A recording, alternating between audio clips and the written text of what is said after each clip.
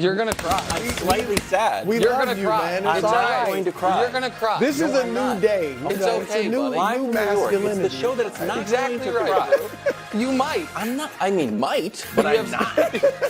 Today. That always be a Patriot thing. It's kind of hard. I want to hit hard. Yeah. Usually these are my cool sunglasses. Not always. Brew, your reaction. Well, look, you guys know. I did get a little. All season long. I knew it. He was going to cry. Why was he going to He cry? got you with the Yeah, go ahead. always a Patriot. Yeah. All season long, even when Wildes, and this is odd that you're so shaken up because you were calling for his head earlier in the season. Well, in Or you were theory, right when there. it actually happens. You were right there. And I've been saying all year, you can't fire Bill Belichick. He's just too much of a legend. I'm sorry. Now, maybe if new ownership came in and it's a whole new regime, like Jerry Jones did with Tom Landry, even that was cold-blooded. But it would be, you just can't fire him. And yet, and I think I disagree with you guys on this, yet it was definitely, unequivocally time to go. I don't want to see another game of Belichick in New England, let alone another season. I mean, I just felt like, look, it's over. He is not going to win there anymore. And so how do you handle it when you can't fire him, but it's time to go? And I got to be honest, I think they did a great job of handling That's what I was wondering. They did a fantastic, I agree. What could have become a very ugly situation, I thought they handled well, and it came off classy. I love Belichick saying I'll always be a Patriot. So it won't be a Jerry Jones, Jimmy Johnson thing. This is going to be fine. Whenever he retires, he'll come back to Foxborough, and it'll be great. So I got to compliment both of them, Kraft and Belichick, for the way they handled it. Okay, here's why I'm legit sad it crossed over. I realized it this afternoon. We moved out of the city. I'll start with here. When we moved out of our apartment in the city, I made my wife like a nice dinner, and I was like, this is nice, we can stay in this apartment. And my children's bicycles handles were like literally on the kitchen table. I'm like, this is too small, we can't live here anymore. So we pack up and move, and then you're there with the empty apartment, and you're like, it is time to move, it's time to go to the future, and it was still super sad. Super sad, so that's what it's like. You also didn't have to move all the way to Schenectady. It's also a 10-hour drive. You took it really far. But here's my general take. My take is that he's the greatest and at the same time still underrated. It's kind of like what we're doing with LeBron right now, where it's like we're kind of taking everything that he's doing and be like, 6 Super Bowls. And I tried to come up with a silly example because that's my forte. So I asked the crew this. I was like, how many Earths can fit into the sun? Do you have a guess? You might get it. Yeah, I mean, backfire. Yeah, a few 100,000. Okay, 1.3 million. Yeah. So it's like however big you think. Yeah, but you're not close. Yeah. You know what I'm saying? You were like 900,000 off. Yeah. So that's my thing with Belichick, that we just say 6 Super Bowls and it kind of rolls off the tongue. But this is every coach that's currently in the playoffs that we view as great coaches. Andy Reid's got 2, Tomlin's got 1, Harbaugh's got 1, McCarthy's got 1, McVay's got 1.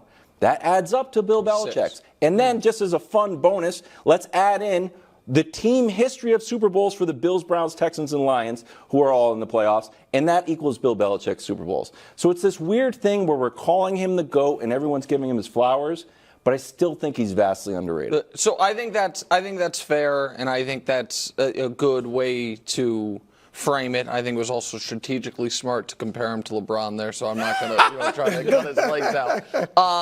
So I want to go kind of big picture look at the career, because I did something this morning when the news broke. I went on YouTube and I watched the last press conference Bill Belichick gave before he was the head coach of the Patriots. The awkward, weird Jets, I'm actually resigning, not taking this job press conference.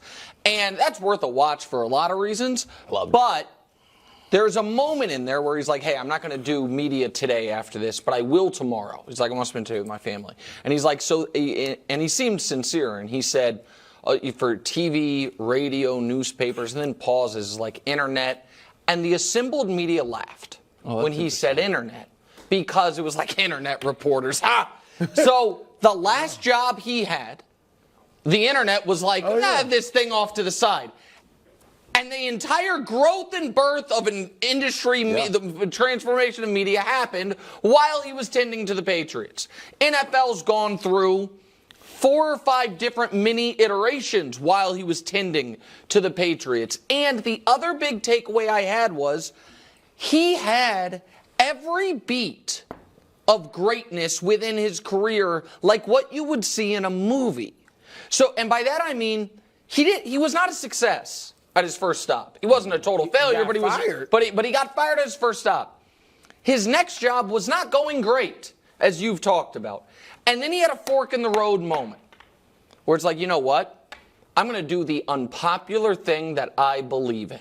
I'm going to stick with this kid to play quarterback over the guy who just became the highest paid player in league history. The media will kill me. The fans might not like it. My boss, who I'm on shaky ground with, might not like it. It's the right thing to do. And then those two powers came together to reach heights that neither one of them would have approached on their own. They might have been great on their own. We don't know. And then the end as well. Like you see in so many movies and real life, whether it's television shows, bands, partnerships. So much success, so much money, so much attention. Egos kind of get in the way. They break up maybe a little earlier than they should have. And they're not the same without each other. While I understand Tom had success without him, but still not the level of success he had in New England. But he was in his 40s, too. Agreed. And then, by the way, it's the same beats on just like the minor league level for Pete Carroll. And Belichick is the one who took over for Pete Carroll. Pete didn't succeed in New England. Pete chose Russell over Matt Flynn. And then they broke up and it went forth. So I have massive admiration for how that went. And I also think we all acknowledge the defensive mind, Brew. As a D coordinator, shut down Jim Kelly and Thurman Thomas's Bills in the Super Bowl. Shut down the greatest show on turf. Gave Peyton more trouble than anybody. Gave Mahomes and Reed trouble. Sean McVay's highest scoring Rams team held him to 3 points. But offensively, won Super Bowls as run first team, set records as a high-flying passing attack, won Super Bowls with a 2 tight end set, it reinvented the slot receiver position, did all these things, not to mention understanding the rules and the tweaks better than just about any coach. That part gets lost in the shuffle of the Brady-Belichick stuff. I think I can answer some of your question of why he's underrated, if he is. All right, and I think he's the GOAT. I think I've been calling him the GOAT for a long time. Then I started saying arguably, because as much as I respect what he's done, there are 2 things that really give me a little bit of pause. One is we get Spygate and Deflategate. And I know they aren't huge, but they're part of the story. 100%. Those are in there, okay? And then the second thing is without Tom Brady, he hasn't been even good. All right, now, this is why I still hold him as the GOAT, because if you look at Bill Walsh and Chuck Noll, and like a lot of the legendary coaches, Shula, they didn't win. They had stretches where they didn't win a lot. Tom Landry didn't win without Staubach for the most part. And so these guys, Noll and Bradshaw, all of them had Gibbs won with 3 quarterbacks, but he had several, I think 6 out of his 16 years he didn't make the playoffs. So everybody's got a little negative in there. But Belichick's is jarring. Like without Brady, here are the numbers. With Brady, he made the playoffs 17 out of 18 seasons that Brady played, obviously 6 Super Bowls. He coached 11 seasons without Brady and only made the playoffs twice. Like I do, and I agree with you, Nick. Brady, look, if not for Belichick, there may be no Tom Brady. Right, maybe he doesn't get the opportunity. Right. Yes. So I'll give him that. But without Brady, I think it's possible that the greatest coach ever gets fired. Would have just been a great defensive coordinator. Good Dick like LeBeau. couldn't be the head coach, but a great defensive coordinator. Because in Cleveland, it was bad. Does that register at all, resonate at all with you? No, I do. I don't love that line of thinking, although I think it's fair, because I think my first reaction is to put up negative or a non-mature Brady. Like Brady wasn't Brady. Until Brady was 07. a late draft pick out of Michigan. But they Brady did wasn't win even Brock immediately. Purdy. They did win immediately.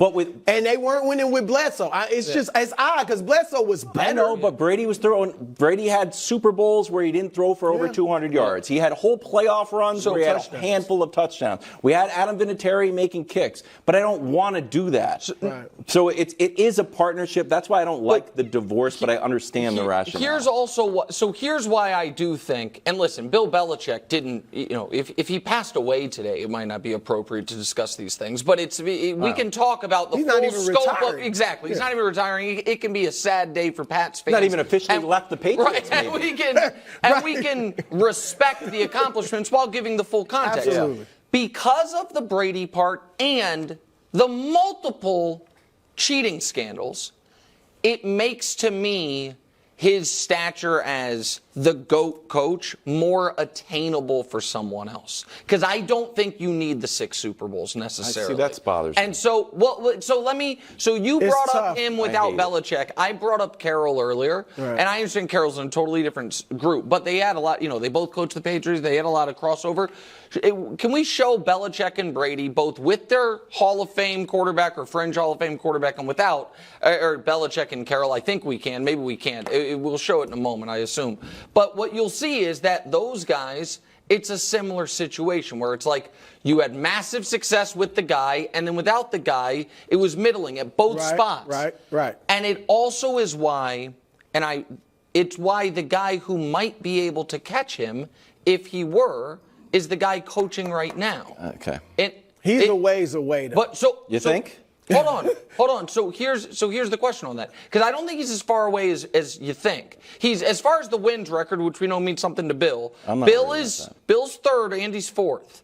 And Andy has a level of success and conference championship appearances and Super Bowl appearances without. But he don't have. I mean, he's got 2 Super Bowls. If he gets 3, If he gets, I think you have to get to 4. I mean, Belichick has more than every franchise except Pittsburgh. No, but they're the same. Do you think if there is a coach, take Andy out of it, do you think if there is a coach that without scandal and with different quarterbacks, without Hall of Fame quarterbacks, has sustained success and ends with 4 rings, people will be able to make the say, you said no? God, no, I would say. Okay, I would why? say defiantly and angrily no. Why? Because, and I've done this with LeBron Jordan, so I don't want to rehash this line of thinking, but because if someone has 4 rings, that means the difference between Coach X and Belichick would be a Hall of Fame career. Would be, oh my God, you've got 2. It's basically Andy Reid's career in the Super Bowl. Right. And we kicked around a silly example of like, we kind of view it as like, if you get a Super Bowl, you are something immediately. You're a champion. So I did this with Hubs. Bro, how tall do you need to be considered tall, do you think? Say 6 feet, just for the thank you, 6 feet. So if you're 6 feet tall, you're tall. Okay, boom, you're tall, 6 feet. That means Belichick is 36 feet tall. He's 6 times as tall as somebody with 1 ring. If your 1 ring is 6 feet, he's 30. Right. It's not like, wow, those are some tall guys over there. No, the one guy's as tall as a building. This is what I always do to you with your analogies that I'm hearing for the first time on the fly. But the flip side to that is, but then if a guy comes around who's 24 feet tall and people are wondering, the guy who we call 36 feet tall, was he actually on a 30-foot tall guy's shoulders the whole time? Then you might reconsider it.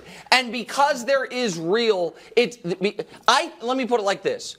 I think that this next stop for Bill will be very important to cementing unequivocally. Especially if he goes to a team that's close already. Unequivocally, no, everyone's playing for second place. Yeah. To make himself the Gretzky of NFL coaches. Because if the next stop, he goes to a place we think's good and it goes poorly, then it becomes very attainable. Then people do assign extra GOAT. Maybe Brady becomes somewhat attainable. And maybe Brady's GOAT player case becomes even stronger. Well, because here's the thing, too, quickly, Nick. Yeah. With coaches, it's all about wins. Players, their style points. Yes, Jordan 100%. just was so graceful. So-and-so had so many moves, whatever. Coaches, none of that. There are no style points. It's win. And that's why Head-to-head, Belichick and Andy Reid. Do you know the record? Belichick's owned him. Okay. Yeah, head-to-head without Brady, it's not quite the same story. It's just not. So that's what his story is. What's Andy Reid? Andy Reid's going up without Mahomes? If Mahomes is the best quarterback. And Andy, the argument for those guys, and we'll stay on Andy, is the guys who, like he said with Joe Gibbs, guys who succeeded, had a level of success, multiple division championships, multiple winning seasons. And you can scoff at that from the dynasty era of Belichick. But the reason he's out right now is because you couldn't sniff a division championship or a playoff season. He had 3 bad years.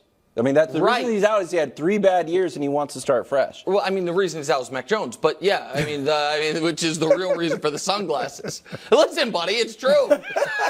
Your guy cost your guy. Not 100% wrong. Yeah, I know. That Germany game was rough. All right, so where are we going? Sorry, I kept on turning the pages. It's fine. Let's take a look at the current vacancies. Yeah. We got the Chargers, Commanders, Falcons, Panthers. I mean, I'd throw my body in front of that one. Back to the Patriots, which would be shocking. Raiders, Seahawks, and Titans. We'll start with you, Brew. Where do you want to see Belichick land? I got to be honest, not really any of those teams. Bingo. The Chargers is the only one that really interests me because, look, Belichick's 72. Romeo Crennel, who was interim this year, is the oldest coach ever at 73. All right, and then he got fired after that. Yeah. So Belichick's going to coach, 3-4 more years? You say 3. It's like go somewhere and win now. I don't want to rebuild in Washington where maybe I'll get a quarterback. Even Atlanta with Justin Fields, maybe it'll work out. He's got to go somewhere, like Nick said earlier, like this is very important for his legacy. He's got to go somewhere they can win now. The Chargers, obviously you have the quarterback, but the quarterback needs a little fixing. Yeah. Like he was down this year. I don't know that I want Belichick there fixing. I wouldn't hate it. I'd rather hardball if I'm the Chargers. For Belichick, look, there's 2 teams that you threw out. I won't take your team that you. I just say Buffalo. Sean McDermott, I've been saying he should be on the hot seat. If they don't win this first game, maybe even, look, they were S-Bob at the beginning of the season. Now we're dropping expectations because of the way it happened, because they were 6-6 at one time. I think that would terrify the league. Well, thank you. Like, I kind of stopped thinking about it because I was like, the Patriots will never trade him to Buffalo. He's free now. Like, if you're Buffalo and you go out early, why in the world are you not getting Belichick? And as great as things were today with him and Kraft, he's still competitive. Oh, yeah. I don't hate Mr. Kraft, but I want to beat the daylights out of the Patriots every time I play him. So I think Buffalo. And listen, it seems like McDermott's job's safe. That can change, obviously, if they were to lose to Pittsburgh. I also wonder if in round 2 they lose to Kansas City in Buffalo, if there's not some real feelings of, God dog it. Are we ever going to get over it? Right. How are we ever going to get past this team? Why don't we hire the guy who has beaten this team in the playoffs? Yeah. And so who owns that team? Okay, well, sure. So I agree with you, Brew, in this regard. Carolina, Tennessee, and Seattle are 0% chances. Correct. There's no chance. Obviously, the Patriots, no chance. So that leaves 4 openings. Washington, Vegas, Atlanta, which there seems to be a lot of media buzz that Atlanta's the team, and the Chargers. I personally don't love any of them. The Chargers make the most sense because they're the one with the quarterback, but I don't think Bill Belichick's a Southern California living guy, go all the way on the West Coast, and that ownership situation's never been good. So I am going to operate under the assumption the best job available is not yet available. I have been saying if Philadelphia loses in this round, that is where he should go. You do get to change conferences. Philadelphia, I don't know the exact math, but is not that far. I don't think it's further from where he lives right now than Buffalo, New York is. And so it's about the same. You stay in the Northeast, you stay with the marquee franchise. And the other one that we've kicked around, of course, is, and I don't think they will, but if the Cowboys have an F game in round 1 and move off McCarthy. Like, I think Dallas, Philadelphia, Buffalo, I agree. One of them is coming open. Yeah. I don't know which one, but I bet one of them comes open. Well, and that should be the job Belichick wants. And for any of those teams, that's the coach I'd want. And Nick, if yesterday none of them were going to come open, well, that's today, the other thing. One of them should. Assume if any of them falter in the playoffs, they should come open because of Belichick. That's exactly right. Okay. It's a sad day on First Things First. We had some laughs, but I'm still sad. Thanks for watching. Subscribe here to get more from the show and to check out clips from other shows on FS1.